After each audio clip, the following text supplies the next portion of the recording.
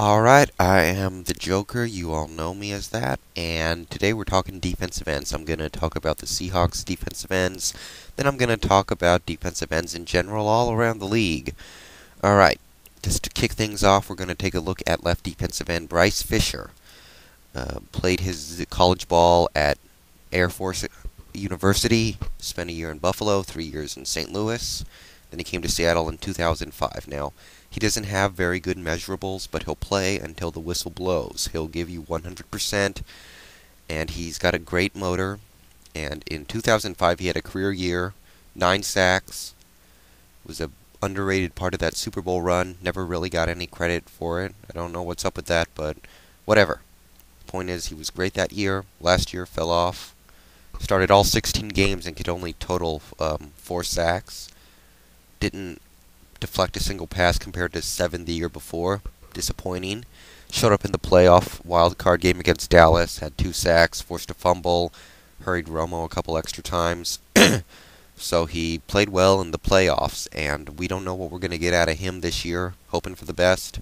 Hoping he can break a 6-sack barrier. I'll place the over-under on 6 sacks. I think that's fair. On the other side, right defensive end, you got Patrick Kearney.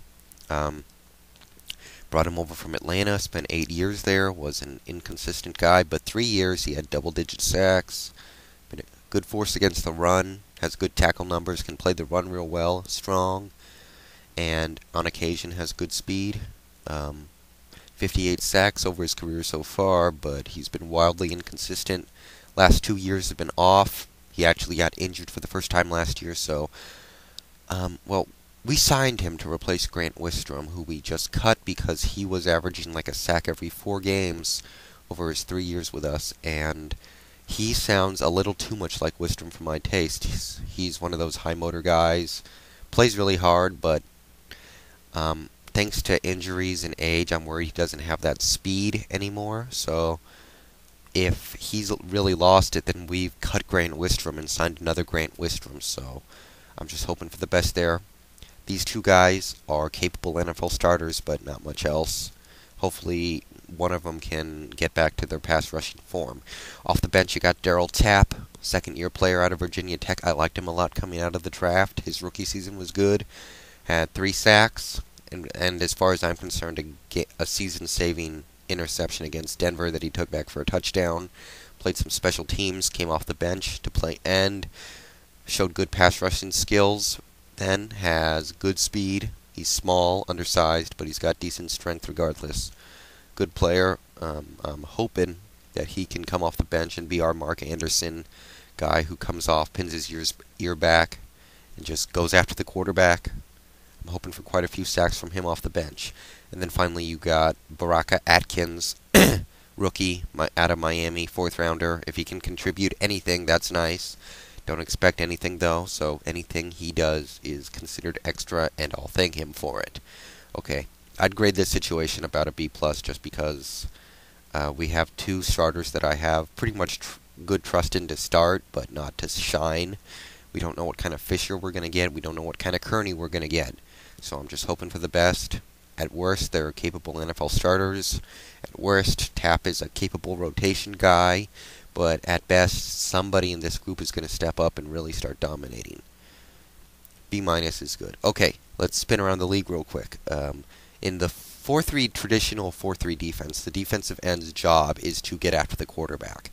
Hence, players like Dwight Freeney in Indianapolis, Simeon Rice in Tampa Bay, and other players such as that have been able to build their careers. Another example is Leonard Little in St. Louis. These guys have been able to build their career around just getting after the quarterback however they have to do it. Run around the tackle, run through the tackle, run by the tackle, whatever.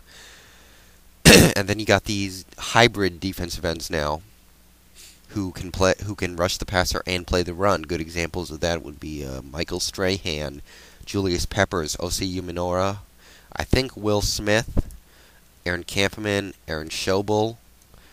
These guys all around the league, they can get after the quarterback, but they have the strength and a fortitude to play the run as well, which is very valuable in the league because playing the run from the defensive end spot has become rarer and rarer over the years, and is now not valued nearly enough by teams, in my opinion. Defensive ends that play the run exclusively, however, such as to an extent Grant Wistrom over the last few years, are going extinct because pass rush from the defensive end spot has become the most valuable commodity there is, and playing the run is now considered a luxury. So no more of those. And I agree with that sentiment because you need rush from your ends, because getting rush from anywhere else is difficult and usually causes other aspects of the defense to suffer. Um, okay, and then if you want to play like a 3-4, then your ends have to play more like tackles. An example of this is a Pittsburgh, where you've got two defensive ends in Aaron Smith and Brett Kiesel. They don't really get after the quarterback all that much, and occasionally they'll get in and get their sacks, but their job is to just eat up as many blockers as they can and let other people get the tackles. That's the job of the end in the 3-4. Another example, Shaun Ellis in New York.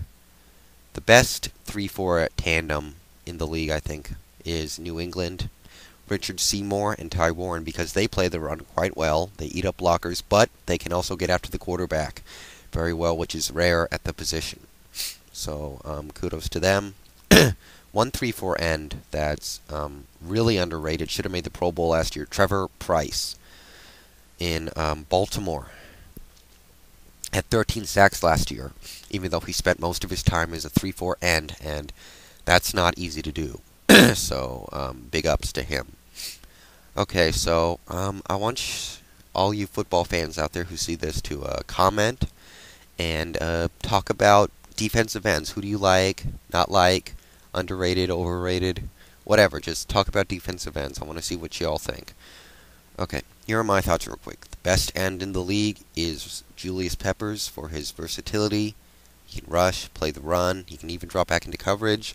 Although I must give a very close second place to Jason Taylor in Miami for much of the same reasons. Great job by Jason Taylor this last year, by the way. Okay, underrated defensive end would be Leonard Little in St. Louis. Does a great job rushing the passer, not much of a defender against the run, but he's dominant rushing the passer. And that's really what's important today in the NFL. 13 sacks last year, didn't make the Pro Bowl. What's up with that? Overrated, Dwight Freeney spins too much, tries to swim too much, has no strength, depends entirely on his speed, and he occasionally gets pushed out of the play, gives up way too much against the run.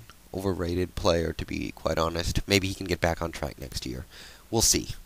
I'm rooting for him because I like him. Okay, best tandem in the league, Strahan and Ossie in New York. They can both rush, they can play the run, great all-around ends. Best group of ends in the league belongs to Philadelphia with Darren Howard, Javon Curse, Trent Cole, Juqua Thomas, and that rookie Victor out of Notre Dame. And breakout defensive end of the 2007 season, I'm going to say Elvis Dumervil in Denver. Okay, that's about all I got to say, so I'm out. Don't forget to comment.